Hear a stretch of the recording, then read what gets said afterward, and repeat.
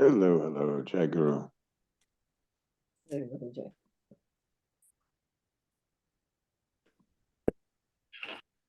Guru. Jai Guru.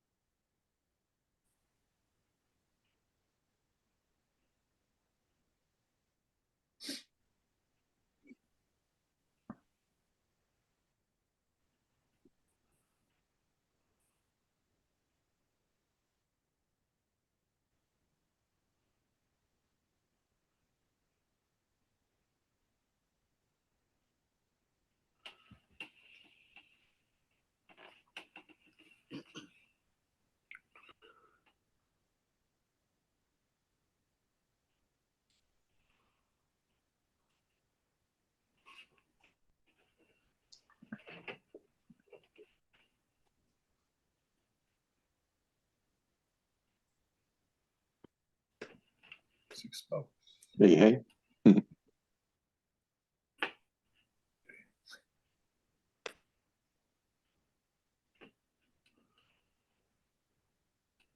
And Taz, you may have to maybe go out of the meeting and come back in because it looks like your audio is having trouble connecting.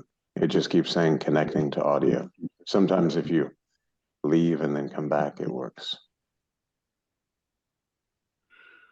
For some reason, I'm not getting John's picture. John's picture? I'm here. Yeah.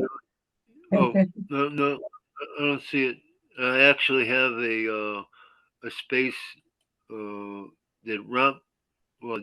Ramakant is claiming. Yes. That is Trish's. Do what? Yeah, there were like I think 8 or so It people. says Ramakant. So the film strip is not. You have to scroll through the film strip to see the people. If that makes sense. Now, not so much. Because Renee was here, and then yeah, the names are on the wrong people for me. Anyway, the names are on the wrong people. No, everybody has their right people. I have for mine. It's I have John Richards on Alan's name. Okay, now it corrected itself. Okay. So whatever. Well, there's Renee. She's not a problem.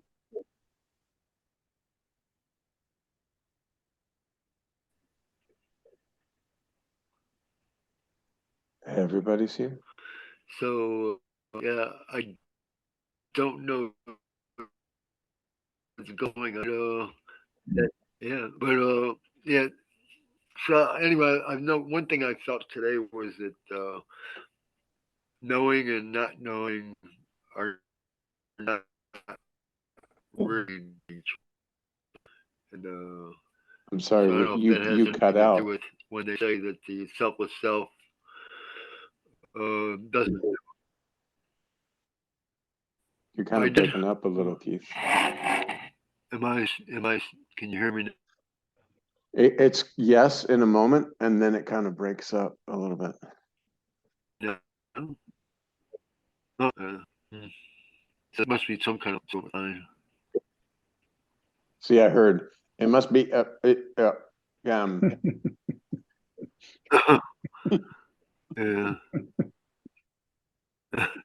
You did that pretty good. Sounds just like real.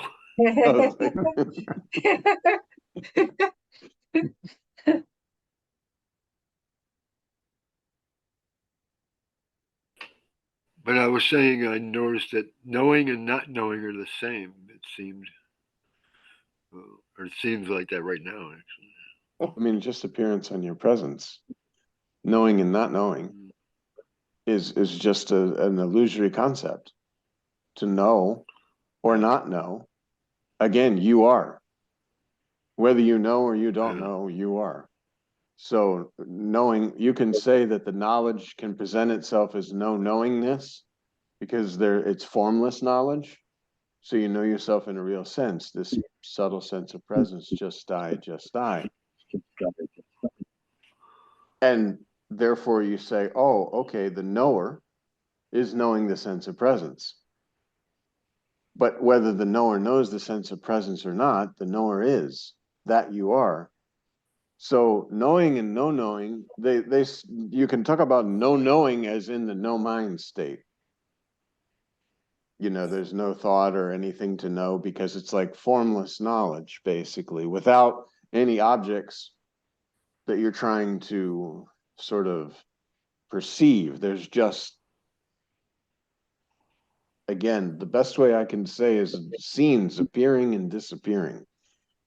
So there's not a story-driven knowing, except you know your own existence. But this sense of existence is itself false. Mhm. Like the primary illusion they talk about. I am, I exist. Because again, knock, knock on the door. Who's there? Nobody's there. This sense of existence has appeared to that which you could say is a no knowing state. And now there's something known. But again, that's only within the illusion. Because there's no need to know. Because there's nothing other. The only way that the concept of duality is impressed is I exist. I am. Presence. And the entire world appears upon your spontaneous presence. Spontaneous presence because now suddenly there's the knowledge of existence. I exist. And well, along with this knowledge I exist came this apparent world.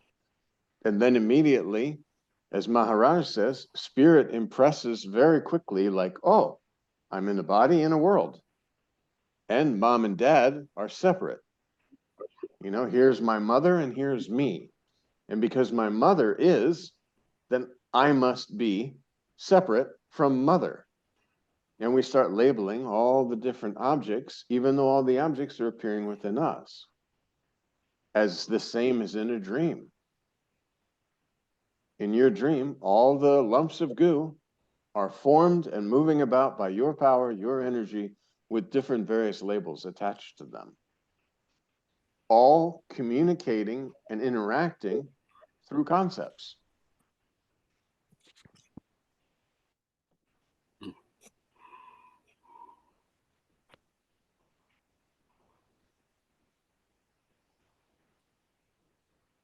So is the primary illusion a concept?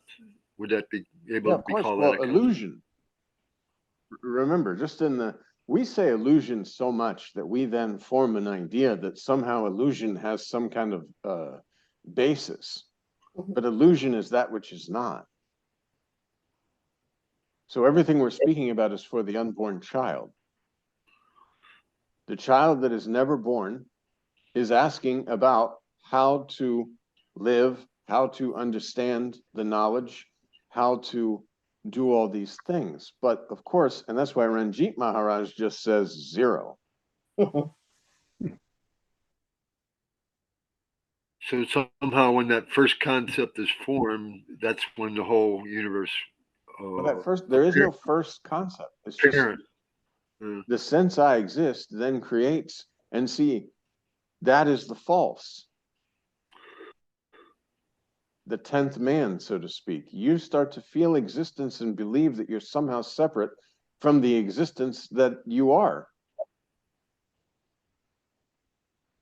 Because the knowledge of existence is there. Oh, I exist. And then the identification comes with form. And then you see other forms, because now this form-based illusion, reality, whatever you want to call it, is being impressed. And that's why Maharaj says the wrong files. Because from the moment that you can know anything, you start accumulating wrong knowledge from the perspective of being something. And that's why mantra is the antivirus software. Slowly, silently, and permanently, it clears out all these wrong files. When you notice you are not the forms, that they don't necessarily disappear, but they don't affect you anymore.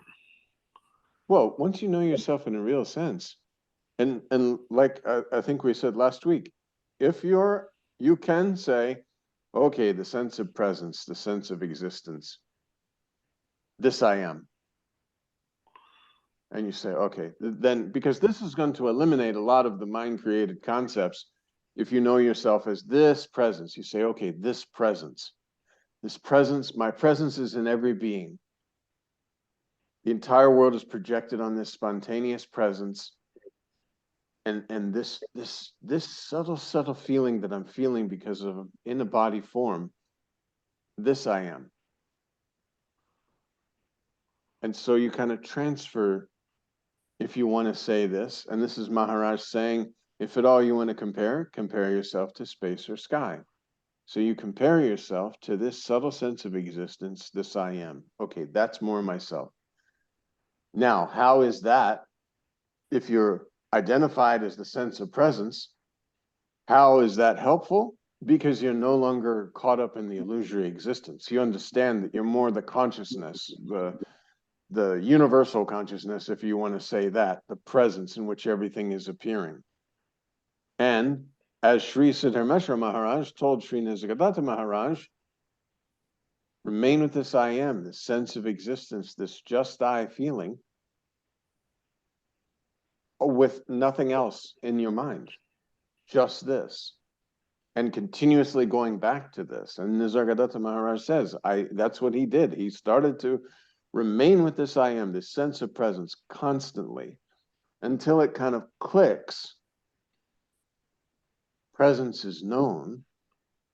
Presence is now becoming the object.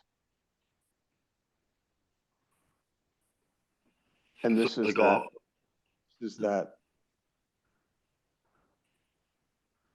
when it's self-evident now, where all experience dissolves, there you are. Because this presence is an experience, yes?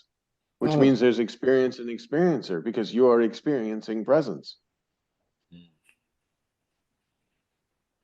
And now you know whether presence is there or not, I am. And you can't even talk about worldly issues and worldly problems, because you already know presence is in which all of these are appearances. And now you say, okay, well, this I am, this presence, this is my more like my own self. I'm more like space or sky than I am this physical form.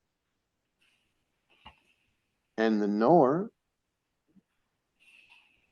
it's self-evident, this.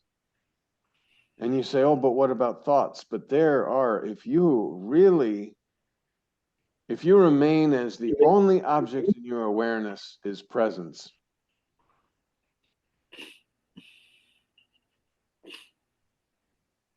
that's the end of all questions. That's the end of everything, because there's Except your selfless self, there's no God, no Brahman, no Paramatman, no master. Nothing is there.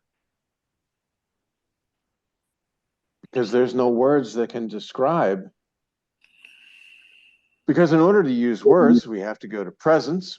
Presence then is known through body form, through the sense of existence, where we're using words. But you're prior to words. You're prior to this experience of existing, in which all of this world has appeared.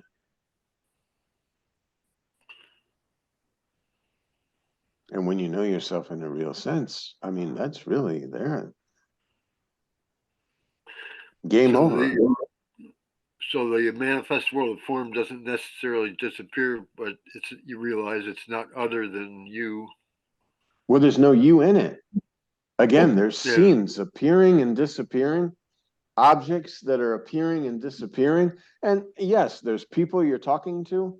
That's a very common misconception when I'm looking at the cura things. It's like, oh, okay.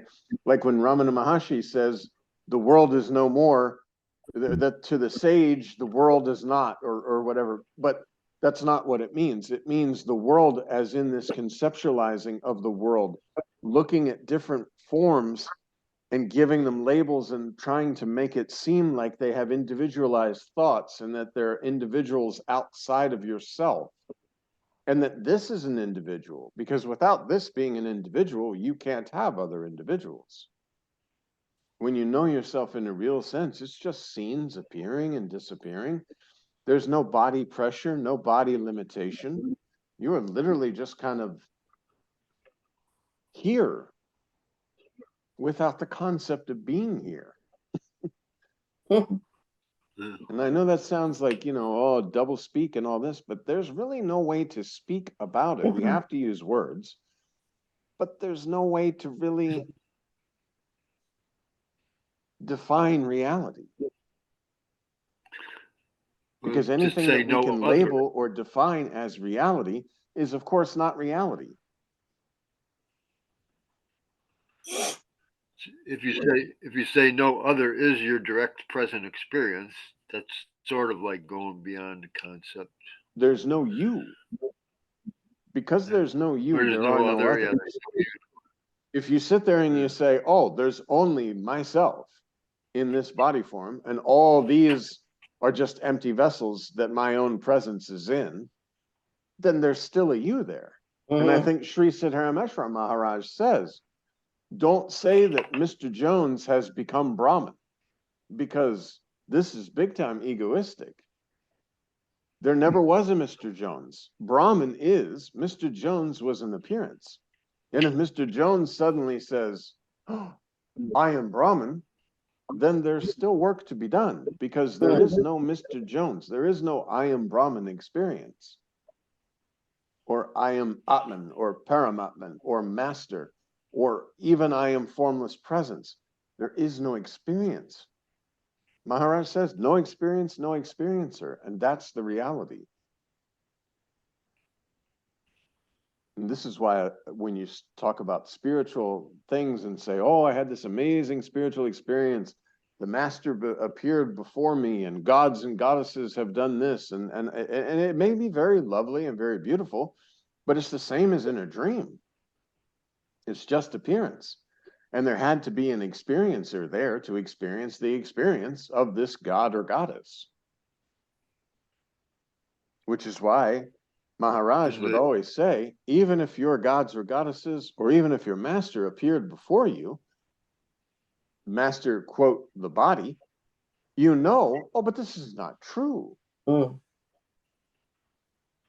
the experiencer is still in the dream, or still, of course. How can any experience be, unless there's the concept of duality to allow the subject object to have an experience? There's something that experiences another thing, and that can only happen within the illusion, within the dream. Would that be why Nisargadatta says the painter is in the painting? Is that the same thing, or is that a different context? The painter is in the painting? I mean, The painter, the painting, the paint, everything is within you. There's nothing. Please also remember, as Maharaj says, no words, no world. And don't get caught up in literal knowledge. Because, for one thing, Nisargadatta Maharaj, when he's answering these questions, he knows exactly he is that ultimate state. He's asking from that perspective. Someone comes that is also the selfless self, but with a concept that there's something other, and they need some kind of something removed. And therefore, for that specific one, the speaking is done. Oh, this is how you remove that concept, even though Nisargadatta Maharaj absolutely knows it's just the selfless self, pretending to have the confusion of otherness. And so the speaking that's written down in the books and all of this stuff, it's very wonderful, and there are good progressive steps to get in, but each one is selfless self talking to selfless self. This selfless self in body form over here is having the concept of being in a body, and therefore is giving an illusory problem that the selfless self, knowing that there is no such thing as body or other, then the response comes, oh, think of this, do this, how about this? Remain with the sense of presence, remain with I am. The doorway is talked about. On one side is the reality, the I am, and then on the other side is the illusion, because of the sense of existence. But all of this, again, understand, Nisargadatta Maharaj and Sri Ramakant Maharaj and Sri Siddharmeshwara Maharaj know themselves perfectly. They know absolutely that there is no master, there is no disciple. The pretending of stepping down is only for the benefit of the disciple. Because the disciple, believing, the selfless self in the form of a disciple, believing itself to be a disciple, asks a question to try and remove a concept that it's impressed upon itself, and that you are. That's why Das Bod does the same thing. Das Bod, it says, okay, the questioner asked this question, and everything is all the way down, page after page, deep explanation, and then it's removed, basically, is what it says. Now, listeners, please listen attentively as we remove the next conceptual illusion from your experience, because you're believing yourself to be something. All these sticky notes, all these labels, all these concepts can stick to you. When you know yourself in a real sense, there's no concept that can stick. Truly, there's no concept that even will make sense to you. It would be like somebody, right when you've woken up from the dream, beginning to ask you to unwind the dream and give the characters within that dream specific things. Like if you sat down and wrote a book of all the conversations you had within your dream.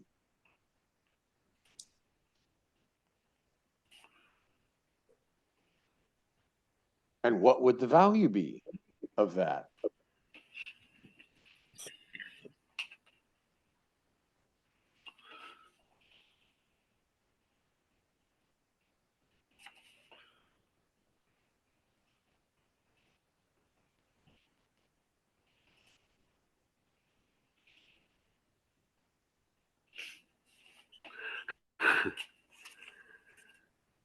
I just wrote down, what's the value of writing this down? Yeah, there's none. Within the illusion, there appears to be a value. And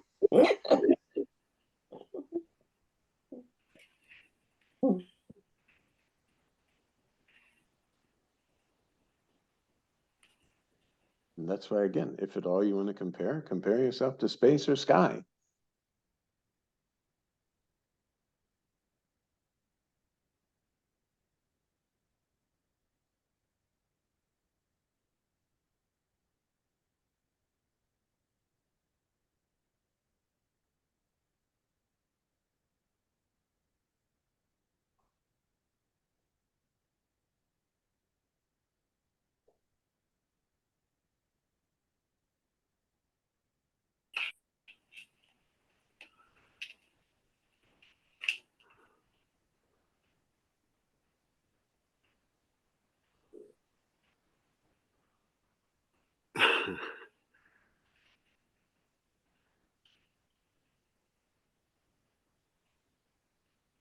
I guess I could say very gradually and slowly in my case, because I consider myself slow. So remember, everything you say about yourself, you're saying about that supreme reality. So when you say, I consider myself slow, you don't insult yourself because you are that.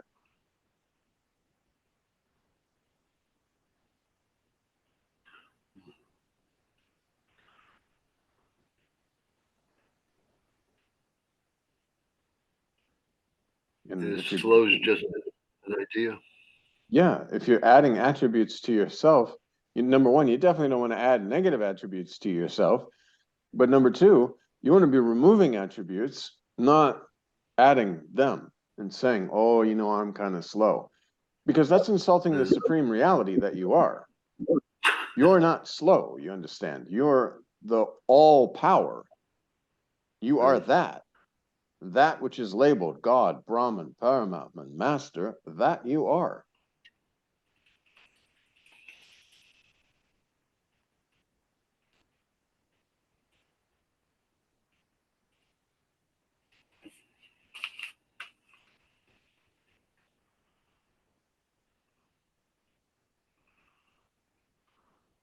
Live as formless presence. That's why Master says, you live as a master.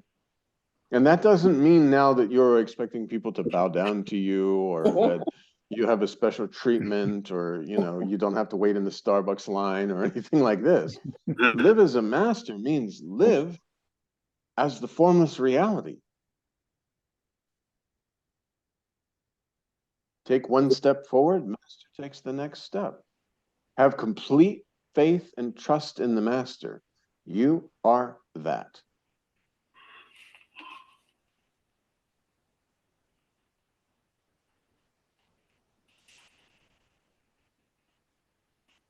And if you do that, you'll begin to see, oh, okay. And then you might take a little bit of ego, like, oh, that's very nice. This is good. And that's thank you, Master. Thank you, Master. The more I'm living as Master and I'm moving about and things are brushing off like water off a duck's back and there's no disturbance and I really just am with myself. Thank you, Master.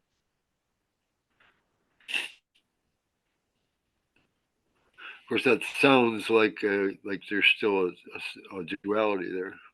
Well, it's better in having this than having all the troubles of believing yourself to be Keith, trying to have a spiritual experience or trying to remain with your selfless self. Master says you are Brahman, you are Brahman. Ramakant Maharaj says this in the ashram all the time. You just have to accept this reality. Master says you're Brahman, you're Brahman. And that's why he says too, all the devotees who without using this negative term, but they say the ignorant who just, okay, yes, Master says I'm Brahman, I'm Brahman. This is the good. Trying to intellectually figure it out, like Ramakant Maharaj says, oh, how can I be Brahman? How can I be this formless reality? I have this job I have to go to, and it sounds nice, and I really wish I knew that I was, but I have all these very heavy duties to perform. But you are that. You do your job, do your duties, because it's just scenes appearing and disappearing. You know yourself. Yes, I am that. You live like a master. You live like a Brahmin.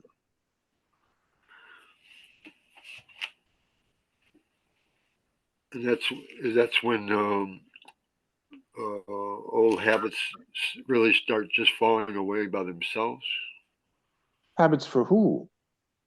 You will see that the reality, when you're not pretending to be someone else that's struggling and striving and having illusory problems and trying to figure out things that aren't even there, you're at peace. You're Right, you don't need anything then at that point.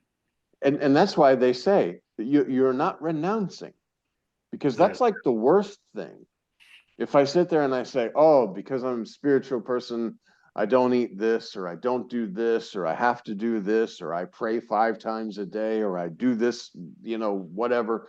No, because there's no renouncing, because you'll see there's nothing to renounce and there's no one to renounce it.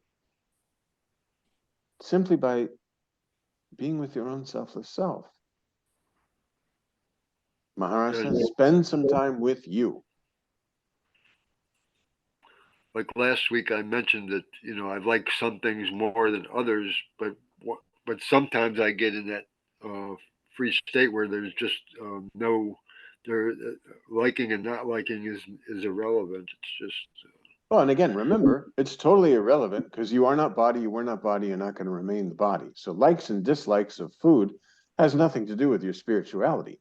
Maharaj has said this many, many, many times. The body-based illusion has nothing to do with your spirituality. Eat what you want. Do everything in not excess, because if you do it in excess, you're going to feed the ego sense of, look at me, or I'm doing this, or I need to satisfy this desire, or whatever. So again, that's illusion. But, I don't like fruits and vegetables. If I go to a restaurant and somebody says, oh, would you like a salad? I say, oh, no, thank you. Maybe they can have my salad. And that doesn't have anything to do with the spirituality. Oh my God, you don't like salads. You should be able to just eat whatever across the board and not have any preferences because you're not there or whatever. But no, this is not true. But it doesn't affect the spirituality. That's why a lot of times you'll hear people and they'll be like, oh, if you eat meat, you're not spiritual and this and that. And so many. Nisargadatta Maharaj says, Sri Ramakant Maharaj says, no, what you eat is of no importance. That's body-based knowledge, literal book knowledge. If you're not a body, then how can what you eat have anything to do with your spirituality? Yes. Which is the same as when Ramakant Maharaj used to talk about chakra. People would come and they'd be like, oh, I want you help opening my chakras. You're not a body. To where are these chakras aligned?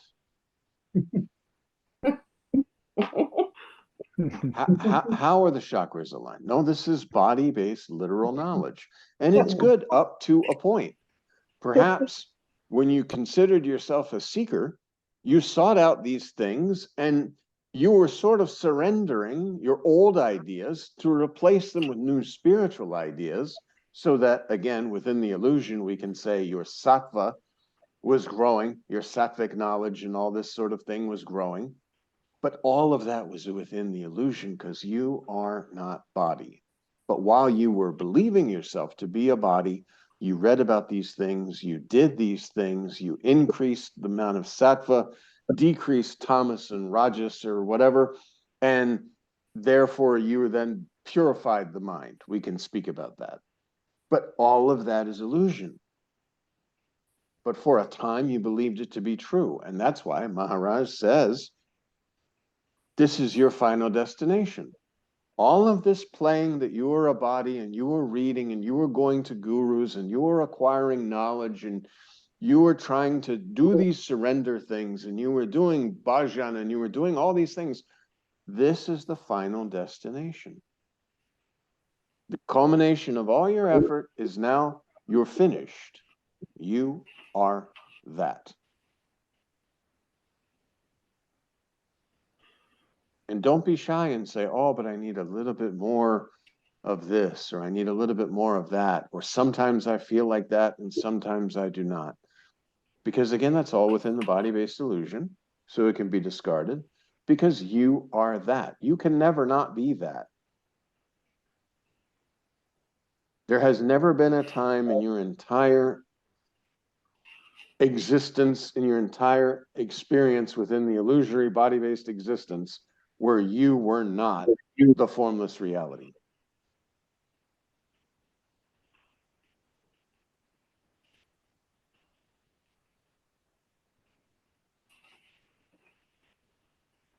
You can't not be that. Because that is all there is.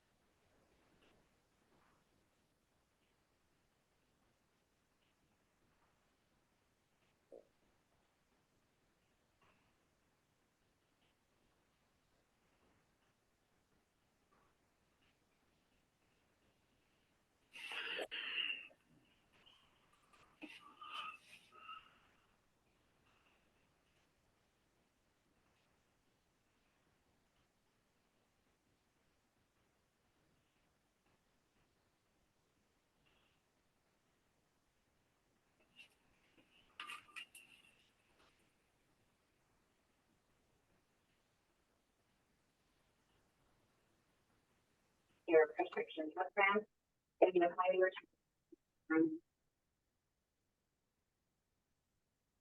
maybe 30 and hold.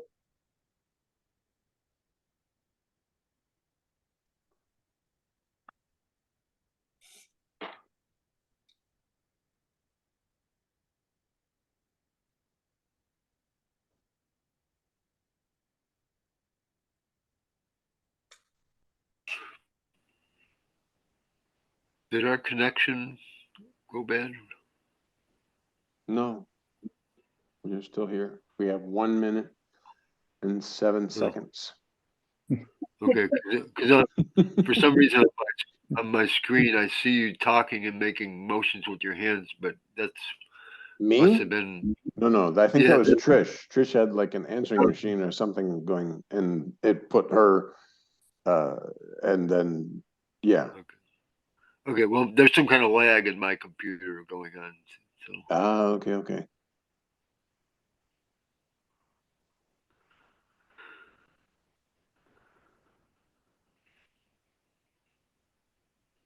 I really like the way you eliminated the body. Really, really good. Good.